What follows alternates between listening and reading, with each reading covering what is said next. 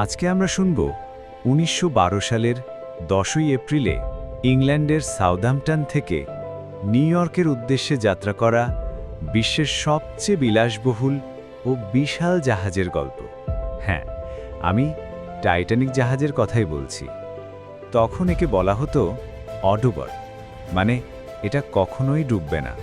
টাইটানিকে প্রায় ২২০০ জন যাত্রী ছিল, ধনী ব্যবসায়ী, মধ্যবিত্ত পরিবার, শ্রমিক ও অনেক অভিবাসী, যারা স্বপ্ন নিয়ে আমেরিকায় যাচ্ছিল। ১৪ই এপ্রিল রাত ১১:৪০ উত্তর আটলান্টিক মহাসাগরে একটি বরফখণ্ডের সঙ্গে ধাক্কা খায় জাহাজটি। ধাক্কায় নিচের অংশ ছিঁড়ে যায় আর বরফ শীতল পানি ঢুকতে থাকে। লাইফবোট ছিল প্রয়োজনের তুলনায় অনেক কম, অনেকে বাঁচার চেষ্টা করেও পারল না।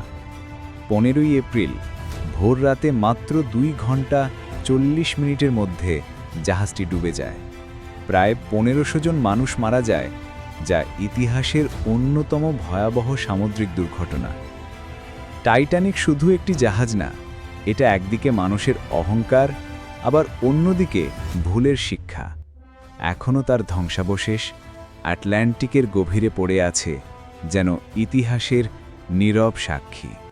ভিডিওটি ভালো লাগলে অবশ্যই লাইক দিয়ে শেয়ার করতে ভুলবেন না।